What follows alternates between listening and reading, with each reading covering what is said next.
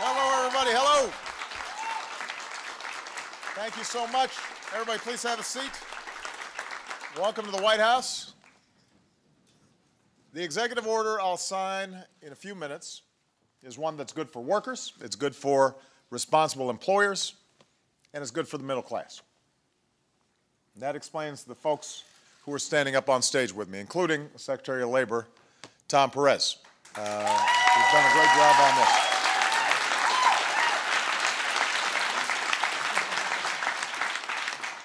Yesterday, we learned that the springtime was a strong time for economic growth. So companies are investing, consumers are spending, our energy, our technology, our auto industries are all booming, with workers making and selling goods all around the world. Our businesses have created nearly 10 million new jobs over the past 52 months, and the unemployment rate is at its lowest point since 2008. 401ks have recovered their value. Home prices are rising. Millions more families have the peace of mind that comes with having affordable, quality health care. And because of the incredible hard work and resilience of the American people, we've recovered faster, we've come farther than any other advanced country since the onset of the Great Recession. Things are getting better. Things are getting better. Steadily, things are getting better. But we all know there's more work to do, and the decisions we make now are going to have an impact on whether or not this economy works for everybody or just folks at the top. Whether we've got a growing economy that fuels rising incomes and creates a thriving middle class and ladders into the middle class. That's what's at stake. Making sure our economy works for every hard-working American, and if you work hard and you're responsible, you can get ahead. That's what we want. We want to make sure the young dad on the factory floor has a shot to make it into the corner suite, or at least see his daughter make it there someday. That's why I ran for office. That's what's driven every policy that we've initiated this year and since the advent of my presidency. Policies that create more jobs, rebuilding America, policies to ease the student loan burden, policies to raise wages for workers and make sure that women are being paid fairly on the job and creating opportunities for paid leave for working families and support for child care. Now, these are all policies that have two things in common. Number one, they'd all help working families. And frankly, number two, they're being blocked or ignored by Republicans in Congress. So I've said to my team, look, anytime Congress wants to do work with me to help working families, I'm right there. Door's always open. More than that, I'll go to them. I'll, wash their car, walk their dog. I mean, I'm ready to work with them anytime that they want to pursue policies that help working families. But where they're doing so little or nothing at all to help working families, then we've got to find ways as an administration to take action that's going to help. And so far this year, we've made sure that more women have the protection they need to fight for fair pay in the workplace, because I believe when women succeed, America succeeds.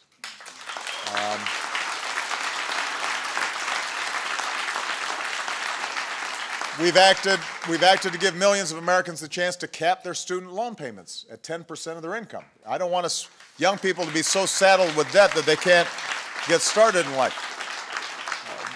We've acted on our own to make sure federal contractors can't discriminate based on sexual orientation or gender identity, because you shouldn't be fired because of who you love.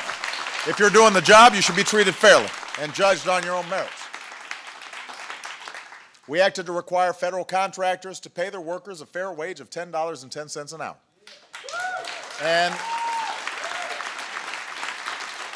And we've gone out and we've worked with states and cities and business owners to join us on our 1010 campaign. And more are joining us because folks agree that if you work full-time in this country, you shouldn't be raising your family in poverty. That's a pretty simple principle that we all believe in. So, the American people are doing their job. I've been traveling around the country meeting them. They're working hard. They're meeting their responsibilities. Here at in the executive branch, we're doing our job, trying to find ways in which we can help working families. Think about how much further along we'd be if Congress would do its job. Instead, the big event last night, it wasn't a vote on the minimum wage. It wasn't a vote on immigration reform, strengthening the borders. It wasn't a vote on family leave. What did they have a vote on? They got together in the House of Representatives, the Republicans, and voted to sue me for taking the actions that we are doing to help families.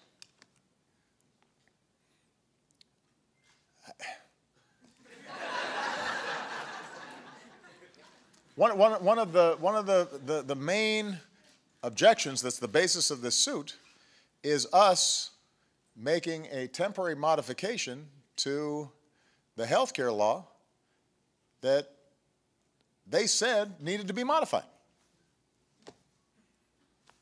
They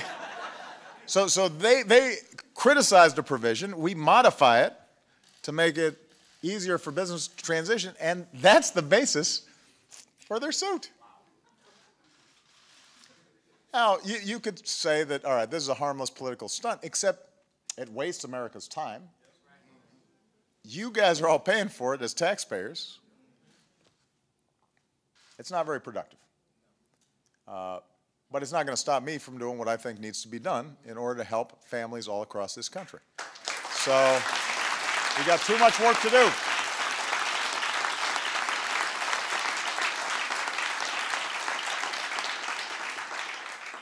And I've said to Speaker Boehner,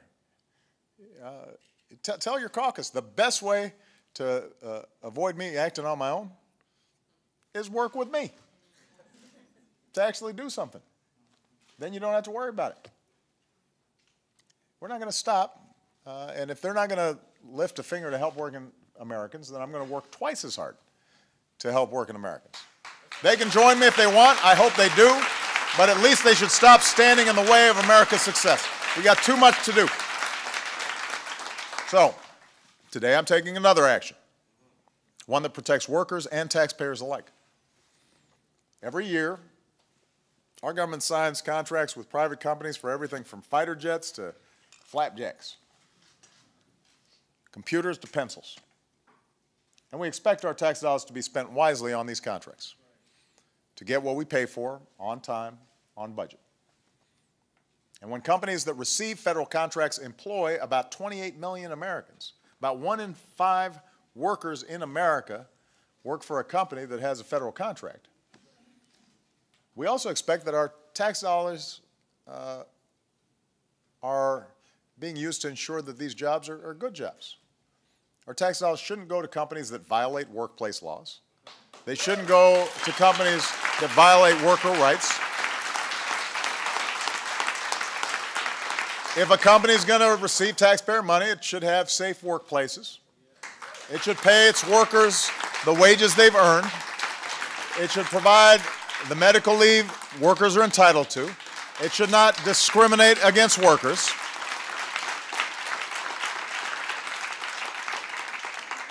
But one study found that more than 1 in 4 companies that have poor records on these areas also still get contracts with the federal government. And another study found that the worst violators are also the ones who end up missing performance or cost or schedule targets, or even overbuild the government, ripping off the taxpayers altogether, which makes sense. I mean, if you think about it, if you got a company that isn't treating its workers with integrity, isn't taking safety measures seriously, isn't taking overtime laws seriously, then they're probably cutting corners in other areas too. And I want to be clear, the vast majority of companies that contract with our government, they play by the rules, they live up to the right workplace standards, but some don't.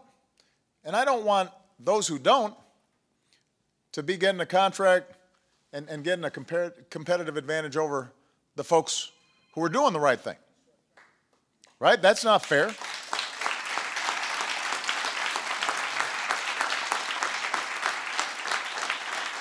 Because the ones that don't play by the rules, they're not just failing their workers, they're failing all of us. It's a bad deal for taxpayers when we've got to pay for poor performance or sloppy work. Responsible companies that follow the law are likelier to have workers in workplaces that provide a better return for our tax dollar. They should not have to compete on an unfair playing field with companies that undercut them by breaking the law. In a race to the bottom, nobody wins. So, over the past few years, my administration's taken steps to make the contracting process smarter, but many of the people who award contracts don't always have the information that they need to make sure contracts go to responsible companies. So the executive order I'm signing today is going to do a few things. Number one, it will hold corporations accountable by requiring potential contractors to disclose labor law violations from the past 3 years before they can receive a contract. It's going to crack down on the worst violators by giving agencies better tools to evaluate egregious or repeated offenses. It will give workers better and clearer information on their paychecks so they can be sure they're getting paid what they've owed. It will give more workers who may have been sexually assaulted or had their civil rights violated their day in court. It will ease compliance burdens for business owners around the country by streamlining all types of reporting requirements across the federal government.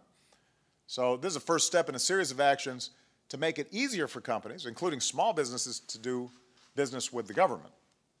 So we're going to protect responsible companies that play by the rules, make it easier for them, try to reduce the paperwork, the burdens that they have. They'll basically check a box that says they don't have these violations. We want to make it easier for good corporate citizens to do business with us. But, and by the way, for companies that have violations, our emphasis is not going to be on punishments. It is to give them a chance to follow good workplace practices and come into compliance with the law. If you want to do business with the United States of America, you've got to respect our workers, you've got to respect our taxpayers. And we'll spend a lot of time working with and listening to business owners so we can implement this thoughtfully and make it manageable for everybody. But the goal here is to make sure this action raises standards across the economy, encourages contractors to adopt better practices for all their employees, not just those working on federal contracts, give responsible businesses that play by the rules a fair shot to compete for business, streamline the process, improve wages and working conditions for folks who work hard every single day to provide for their families and contribute to our country. And even though it is an executive action, I want to acknowledge and thank the members of Congress who support it and who always stand up for America's workers. And most of them are stuck at Capitol Hill, but I just want to mention their names anyway. Tom Harkin, Rosa DeLauro, Keith Ellison's here, Raul Grijalva, Eleanor Holmes Norton. They've all been working on these issues, so I want to thank those members of Congress. The executive order I signed today, like all the other actions I've taken, are not going to fix everything immediately. If I had the power to raise the federal minimum wage on my own, or enact fair pay and paid leave for every worker on my own, or make college more affordable on my own, I would have done so already.